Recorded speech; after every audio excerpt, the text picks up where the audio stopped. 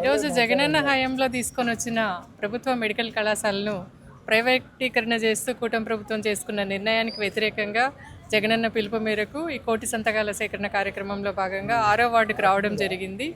ప్రతి ఒక్కరు కూడా చీకొడుతూ ఉన్నారు ఈ నిర్ణయాన్ని. ఎందుకంటే పేద మధ్యతరగతి ప్రజలకు విద్యను వైద్యాన్ని దూరం చేస్తున్న చంద్రబాబు నాయుడికి తగిన గుణపాఠం చెప్పాలని చెప్పని అందరూ ఎదురు చూస్తూ ఉన్నారు. ఈరోజు మరి ప్రైవేటు కాలేజీలలో చదవాలంటే ఒక్కొక్క విద్యార్థికి లక్షల రూపాయలు ఖర్చు అయ్యేదాన్ని ఈరోజు కూటమి ప్రభుత్వము వచ్చి ఇట్లా ప్రైవేటీకరణ చేసి పేద విద్యార్థులకు మధ్యతరగతి విద్యార్థులకు విద్యను దూరం చేస్తూ ఉంది. మెయిన్గా మెడికల్ కళాశాలలో చదువుకునే మెడికల్ డాక్టర్స్ కావాలని ప్రతి ఒక్కరికి కోరిక ఉంటుంది. వాటికి ఆ విద్యకు దూరం చేస్తూ ఉన్నారు. అలాగే ఈరోజు మరి ఆరోగ్యశ్రీ సేవలు కూడా బంద్ చేస్తున్నారు. దానివల్ల కూడా హార్ట్ ఆపరేషన్స్ అయితేనేం కనీసము గర్భవతులు హాస్పిటల్కి వెళ్తే డెలివరీ ఖర్చులకు కూడా ఇవ్వకుండా వాళ్ళని కూడా చాలా ఇబ్బంది పెడతా ఉన్నారు.